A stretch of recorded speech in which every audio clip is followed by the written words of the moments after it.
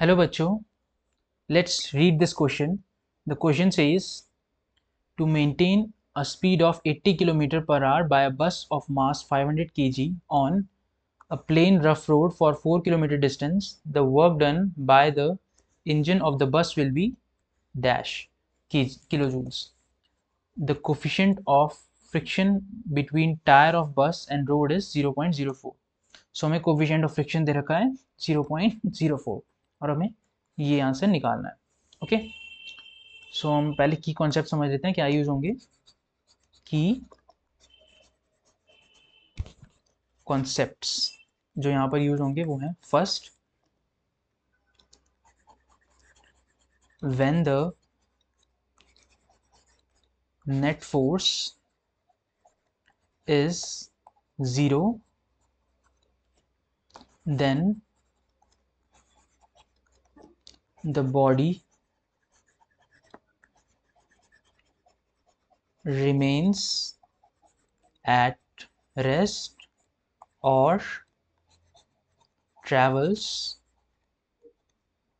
with constant velocity। Second जो use होगा वो है वर्क की डेफिनेशन, जो कितनी है, work is equals to force into distance यानी F X, where X is distance. So अब स्टार्ट करते हैं।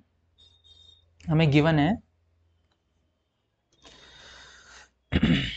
हमें गिवन है mu is equals to 0.04, where mu is coefficient of friction. Okay, so coefficient of friction है तो frictional force कितना लग रहा होगा, एफ इज इक्वल्स टू, हमें पता है कितना होता है, म्यू एन।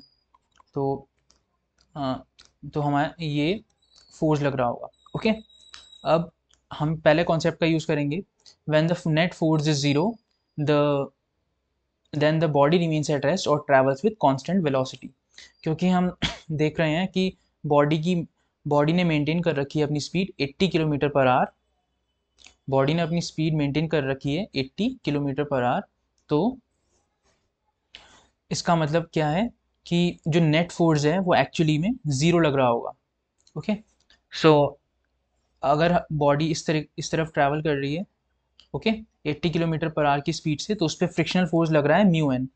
उस पर फ्रिक्शनल फोर्स कितना लग रहा है, फ्रिक्शनल फोर्स कितना लग रहा है, म्यू एन लग रहा है, और बॉडी इधर की तरफ ट्रैवल कर रही है।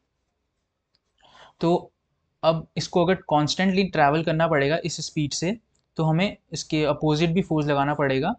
ओके, इसके अपोजिट भी फोर्स लगाना पड़ेगा सो दैट ये फोर्स इक्वल, नेट फोर्स 0 हो जाए और हमारी बॉडी कॉन्स्टेंटली एक ही स्पीड से ट्रैवल करती रहे। ओके, सो अगर हम वर्क डन निकालते हैं, work done is equals to which is what, F X. तो हम क्या देखेंगे कि इंजन को कितना वर्क करना पड़ेगा, इंजन को इस फ्रिक्शनल फोर्स के अपोजिट वर्क करना पड़ेगा। तो कितना उसका मैग्नीट्यूड होना चाहिए, वापस उसका मैग्नीट्यूड होना चाहिए म्यू एन, और ये हमारा डिस्टेंस एक्स। ओके, तो हमें म्यू कितना दे रखा है, 0.04, हमारा एन कितना है, where N is normal reaction force. Okay, so हमारा एन कितना है, एन है हमारा एम जी, और साथ में हमारा एक्स कितना डिस्टेंस ट्रैवल कर रहा है, 4 किलोमीटर, यानी कि 4000 मीटर्स। ओके, सो इसको अगर हम करते हैं 0.04 इंटू एम, एम कितना दे रखा है हमें, 500 kg, 500, और जी कितना है 9.8, जो कि जनरल जी की वैल्यू होती है, और साथ में दे रखा है 4000। सो अगर हम इसको कैलकुलेट करते हैं तो ये निकल के आता है 784.000 जूल्स, और अगर हम इसे किलो जूल्स में करें तो ये आएगा 784 kilo joules.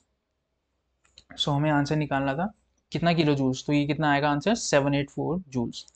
So the final answer is 784। Hope you understood it well, best of luck.